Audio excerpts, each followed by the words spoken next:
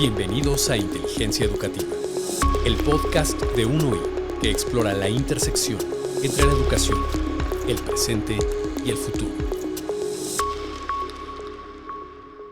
Hola, ¿qué tal? ¿Cómo están, queridos podcast escuchas? Bienvenidos a la segunda parte de este 9º episodio de Inteligencia Educativa con Jacinto Quesnel. Yo soy Rodrigo Cosío y les damos la bienvenida a esta segunda parte de nuestra conversación sobre el juego y esa relación particular que existe entre el juego y el aprendizaje. ¿Cómo estás, Jacinto? Hola, Rodrigo, ¿qué tal de nuevo para esta segunda parte? Padrísimo, muy bienvenido, qué gustazo tenerte acá. Disfruté mucho la primera parte de nuestra conversación porque nos diste un panorama muy amplio de lo que es el juego y vaya, es algo que tienes muy interiorizado, pero yo quiero preguntarte a nivel personal, ¿cómo creaste esta relación con el juego? ¿Por qué te interesaste en el juego de una manera tan profunda?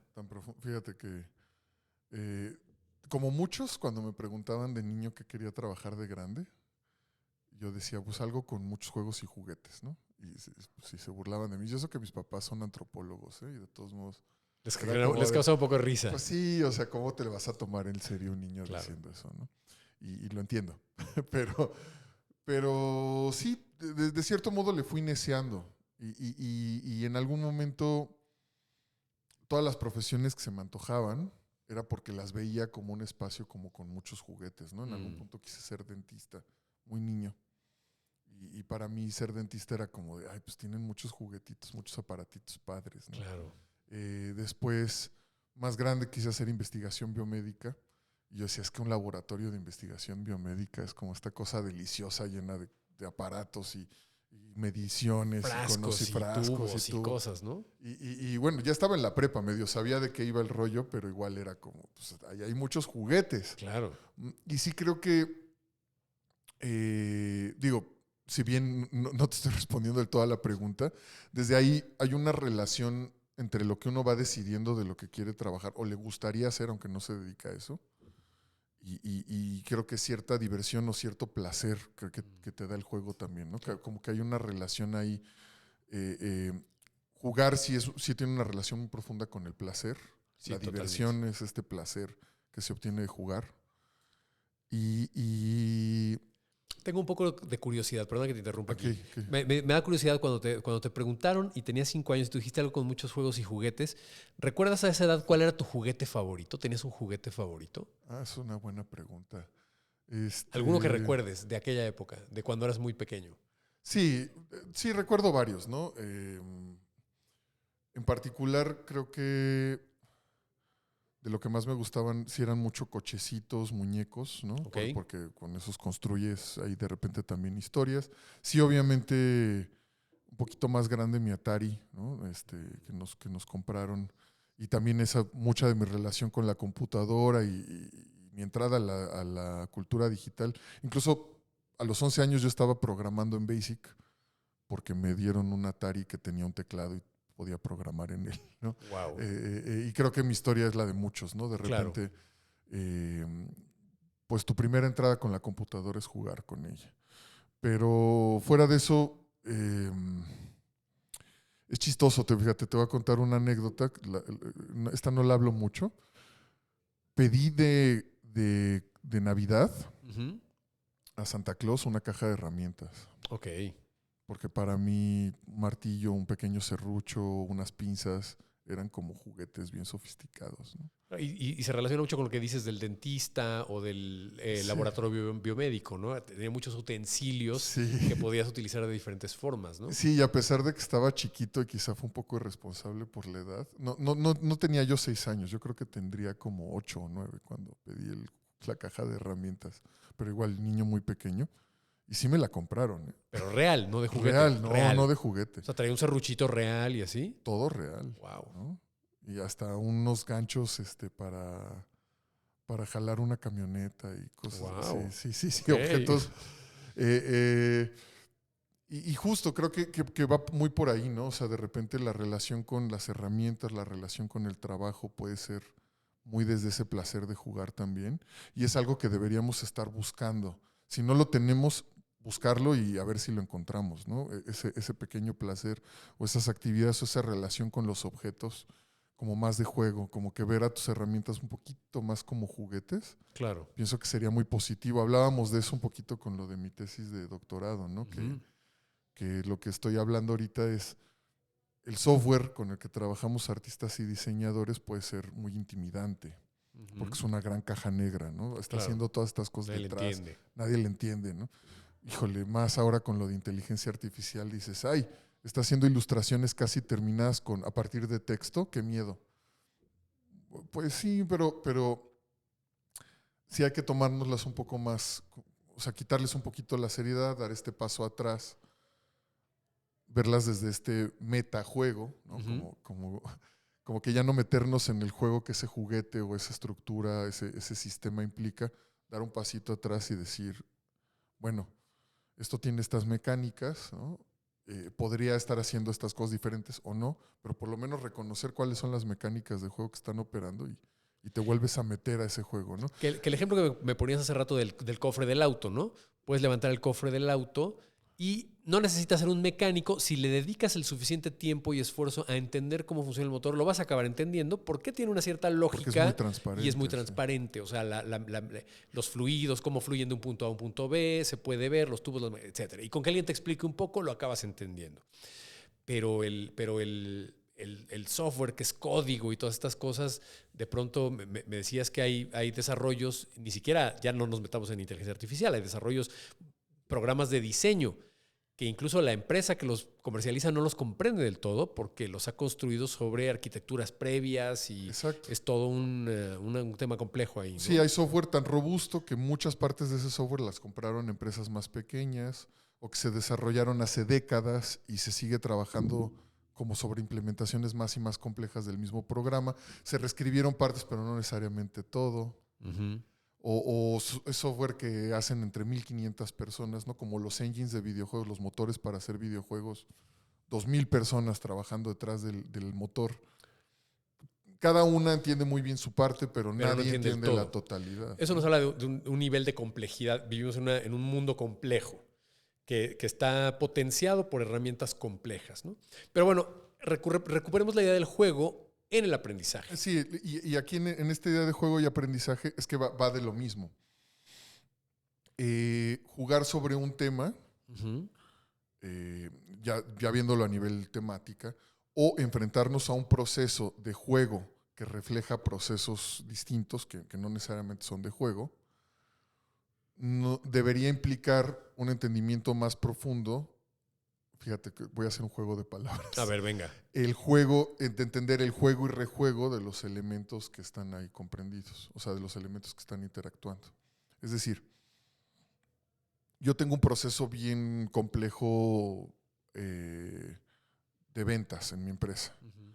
Pero jugar a las ventas quizá haga que la gente entienda mucho mejor el proceso de ventas que solamente explicárselos de manera seria. Y es parte del proceso de aprendizaje en un entrenamiento de ventas estándar, hacer una simulación. Claro. Por lo mismo. Claro. Pero es un juego, ahí está. Es un juego, claro, por supuesto. Y bueno, ese es un pequeño ejemplo. Es que creo que lo puedo poner en muchos ejemplos.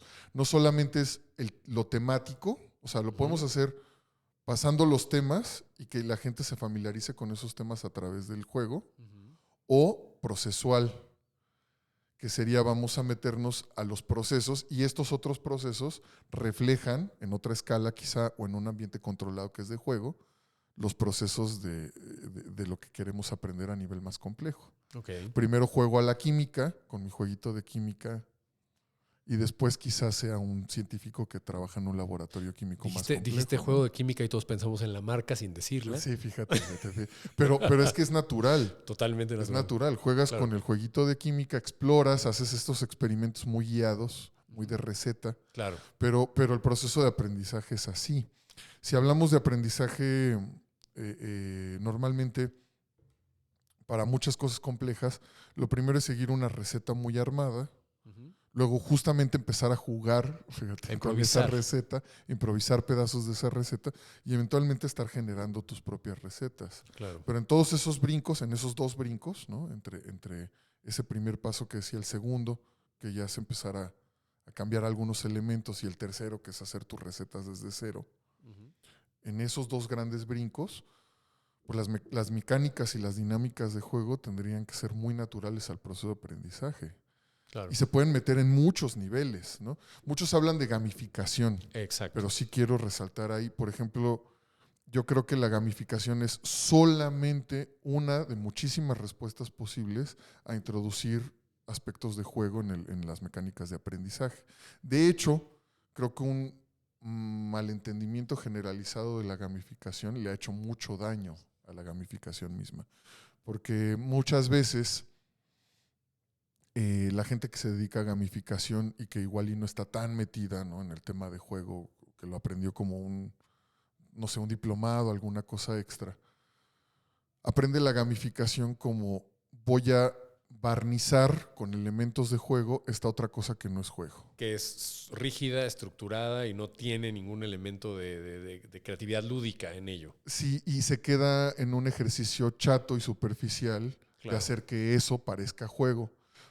Que casi cualquier persona, después de enfrentarse un ratito, dice, nah, aquí me están haciendo tonto. Igual y hay... Me están dorando la píldora. Me están dorando la píldora. Al igual hay medallita, hay niveles, hay reconocimiento. Pero, Parece juego, pero me están explotando. ok.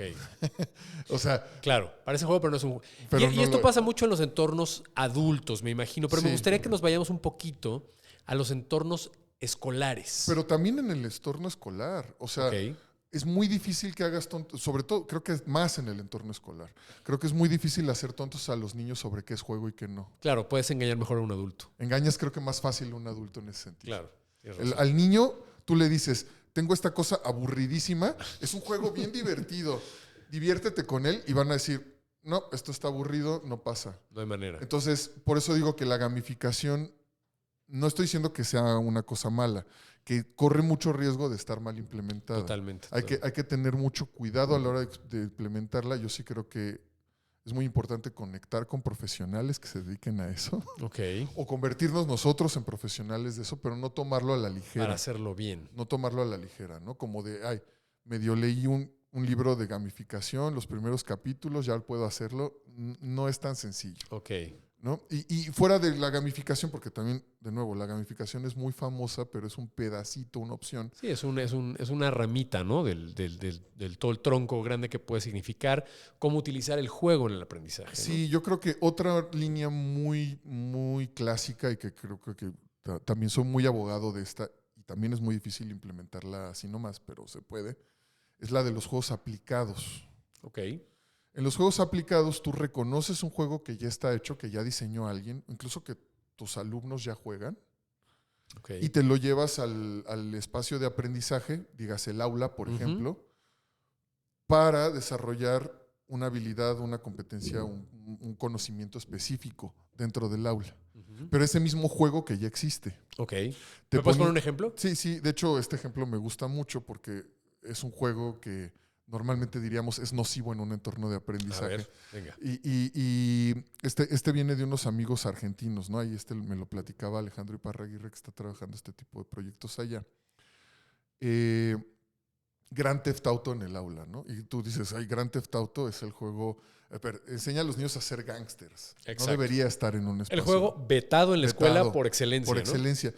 Pero lo utiliza con niños de más o menos 12 a 15 años, digo, en edad de secundaria, sí. ¿No?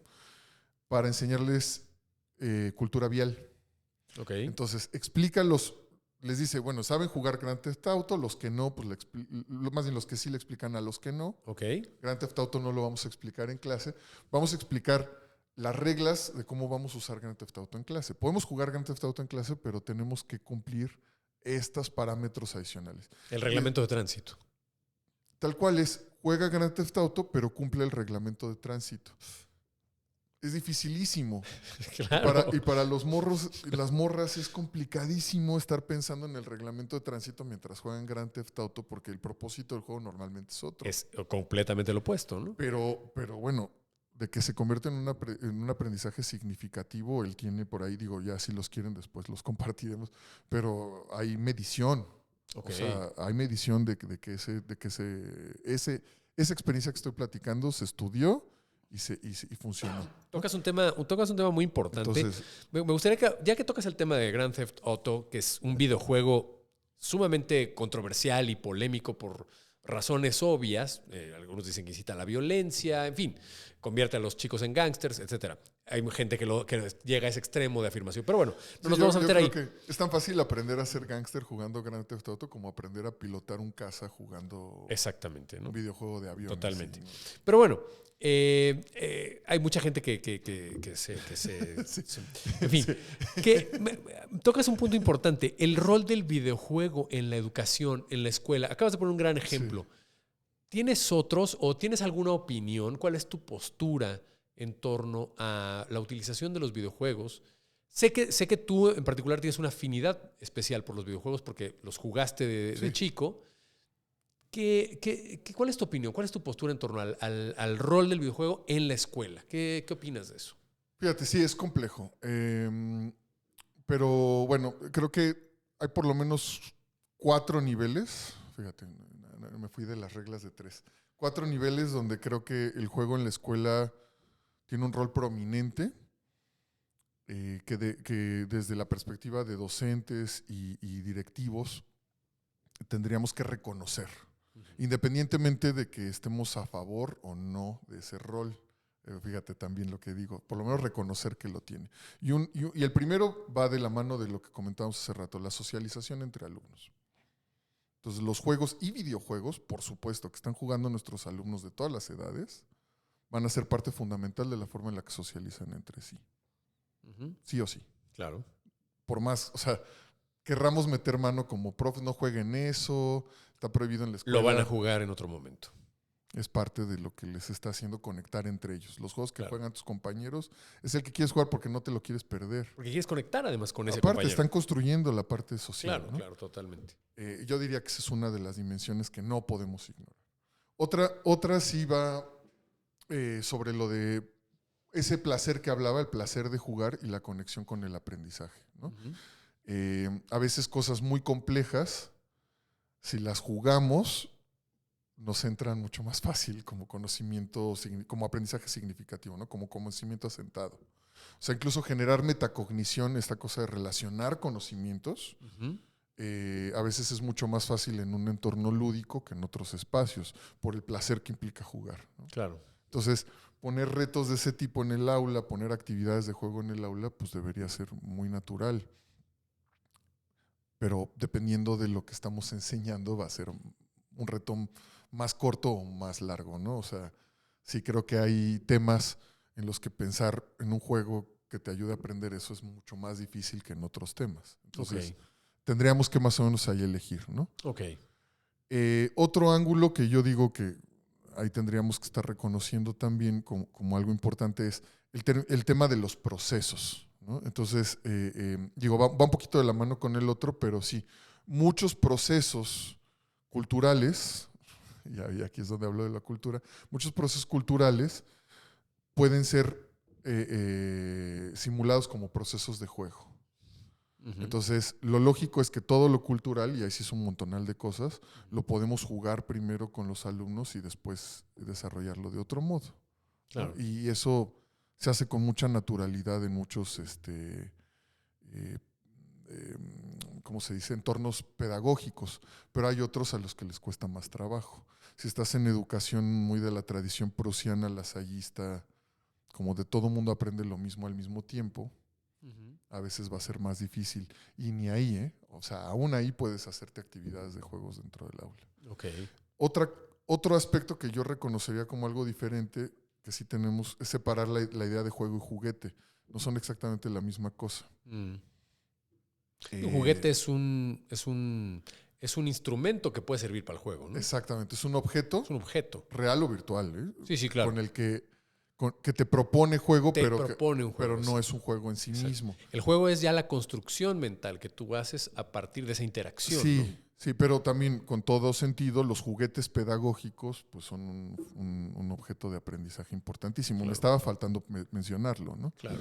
Pero el juguete pedagógico es fundamental, por ejemplo, en la construcción de la pedagogía Montessori, por ejemplo. Por supuesto. Y claro, son juguetes autocorrectivos, la mayoría tienen una sola solución.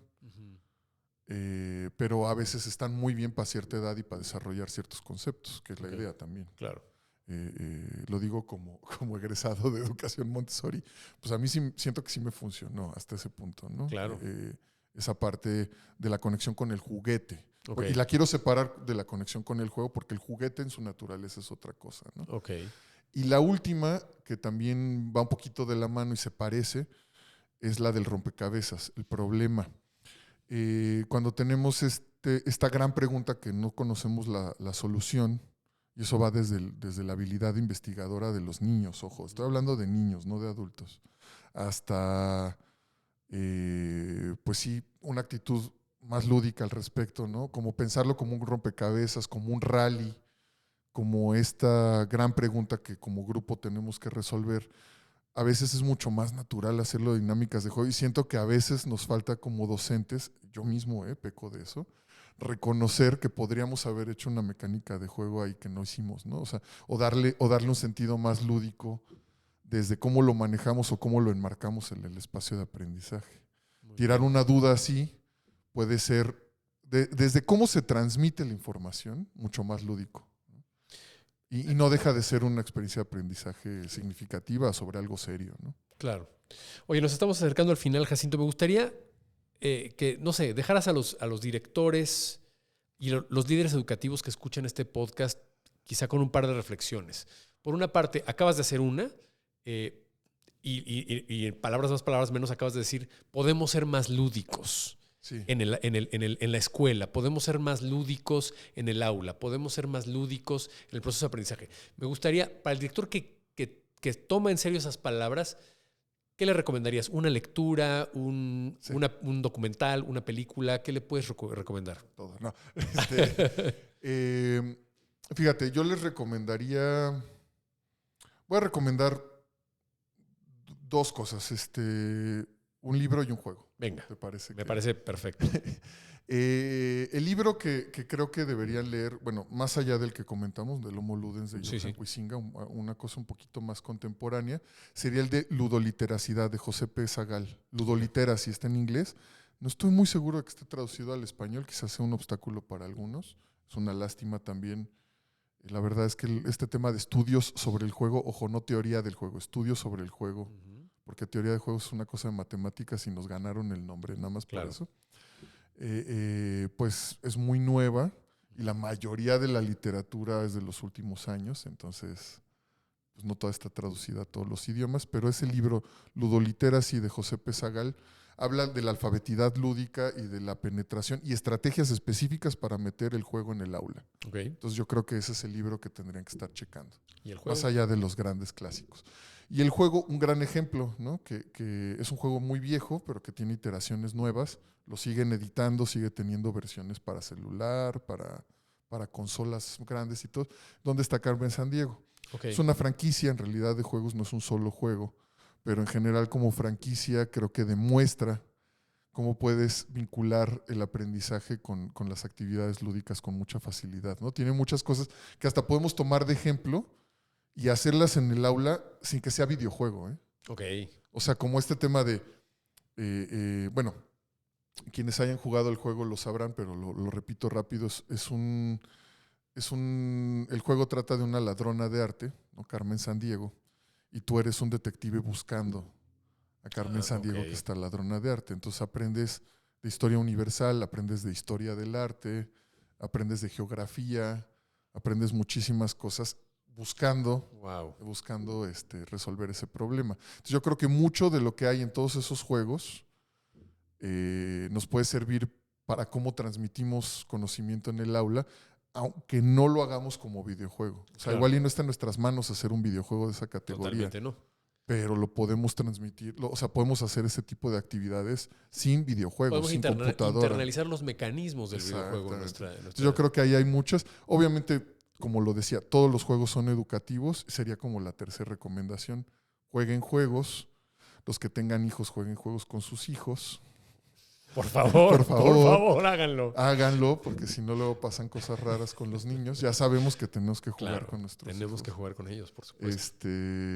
También como tíos, como adultos responsables, también como profesores, tenemos que jugar cosas relevantes en el aula, pero sí jugar entre nosotros, con nuestros colegas, con más gente, nos va dando más información sobre el juego y es parte fundamental para construir esa alfabetidad lúdica de la que hablaba. Fantástico. ¿No? Porque si no tienes juegos, pues ¿cómo vas a hacer juegos? ¿No? Claro. Entonces, es consumir también, jugar más para tener más parámetros para transmitir cosas. Buenísimo. Por último, Jacinto, ¿dónde te puede seguir la gente? Pues bueno, lo que más uso es Twitter. Entonces, ¿Cuál es tu Twitter? @Chinto es como lo más sencillo. Ok. Digo, de ahí hay una página, un About Me, que tiene mis otras ligas, LinkedIn. Pero lo encuentran ahí en @Chinto en Twitter. El @Chinto, y ahí está la liga, la otra página, que es about.me/Chinto, igual ya la dije. Buenísimo. Y en esas dos ligas, en esa otra liga es como un árbol de ligas, ahí pueden encontrar todo lo demás. Pues Jacinto Quesnel, muchísimas gracias por acompañarnos, por haber tenido esta conversación muy ilustrativa sobre el juego, muy interesante. Te agradezco mucho. Gracias, muchísimas gracias. Yo encantado de estar aquí y siempre para hablar de juego, para mí un placer. Buenísimo, pues por acá te tendremos en alguna ocasión subsecuente. Muchas gracias. Queridos podcast escuchas, muchísimas gracias. Esto fue el capítulo 9, la segunda parte con Jacinto Quesnel. Yo soy Rodrigo Cosío, esto fue Inteligencia Educativa y nos vemos el próximo martes con un tema interesante. Nos vemos pronto. Hasta luego.